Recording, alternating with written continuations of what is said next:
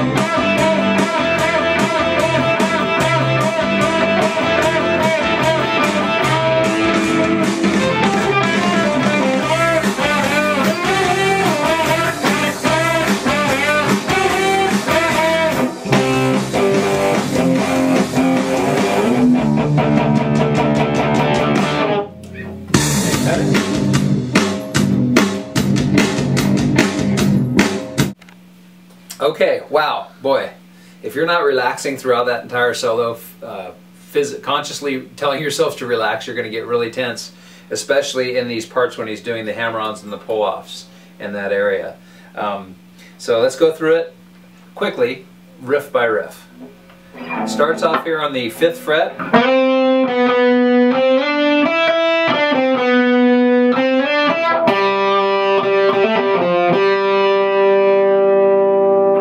That whole solo kind of takes place in that nice little box that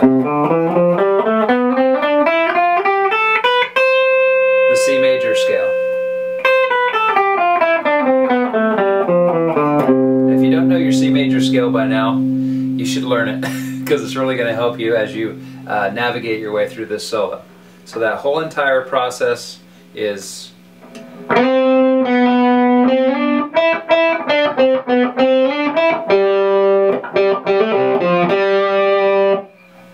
then we get into this cool little bend and hammer technique here.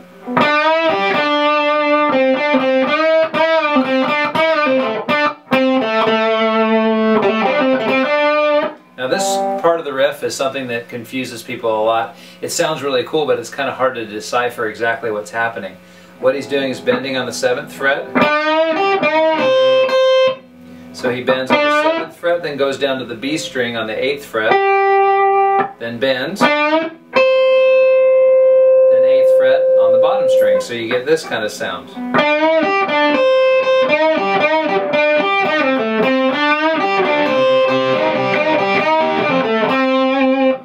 Which once again, you want to be relaxing throughout it because there's a lot of bending going on and you're moving these other fingers around as well.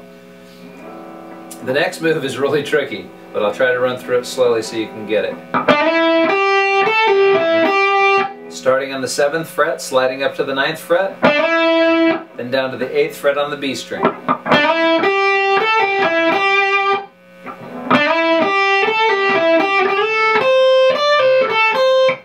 So it's kind of a repeat of the same line, only on the next string down.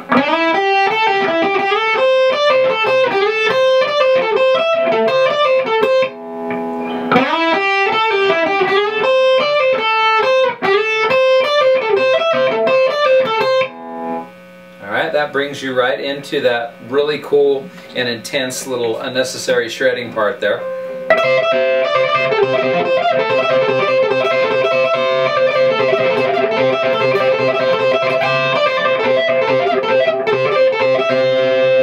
So what's happening here is a pull-off, two pull-offs,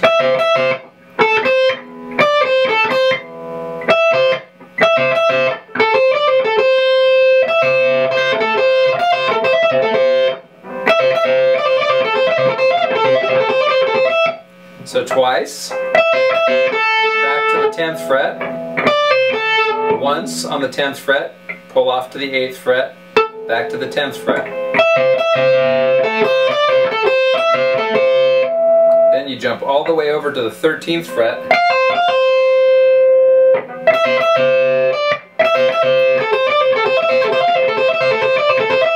And from there on you just move your way down, 13, 12, 10.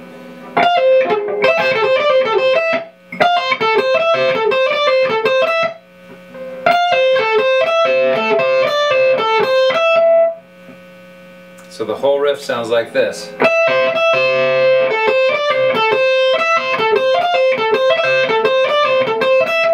And then you repeat that for 4 times. You want to make sure that you're really keeping your arm relaxed as that's happening, or you will get a spasm right here in your forearm. I guarantee it.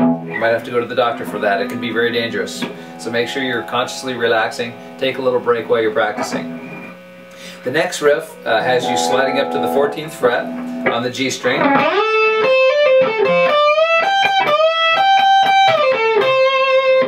Okay? That's...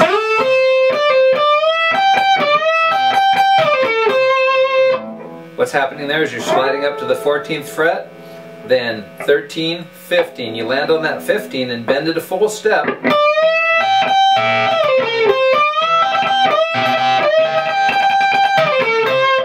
So you end up kind of playing around a little bit between that bend and hitting the bottom string.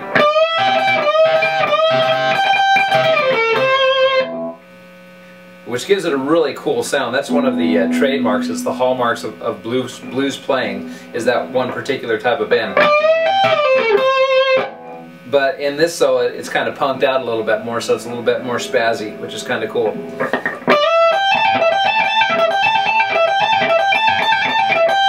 And then finally we end on the 20th fret.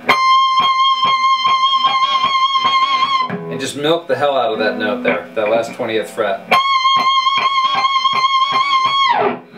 Then we come back to the 15th fret. So we get 2 little nice bends there, one on 15.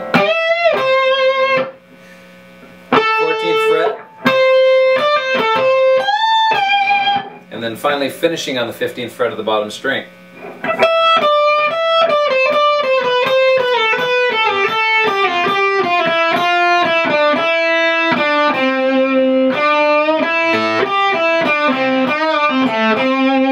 So that's basically just a run of the C scale on one string all the way down.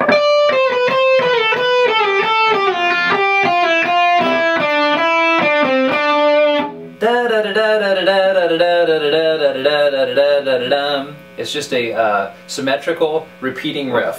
So that means the same 2 notes kind of repeat one after the other.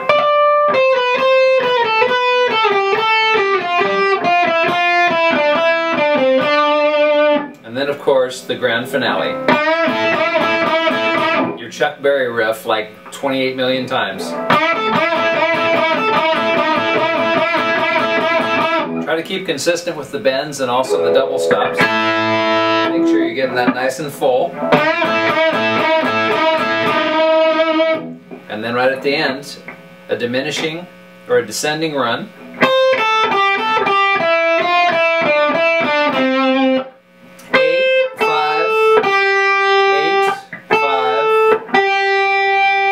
Eighth fret B string, 5th fret B string, 6th fret B string, 5th fret B string,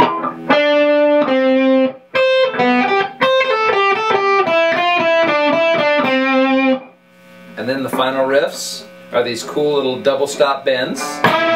First one is on 5 and 7, second one's on 5 and 3, next one's on 10 and 8,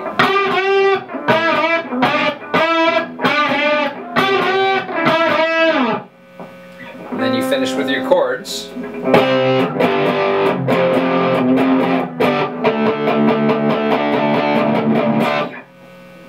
And there's your My Sharona solo.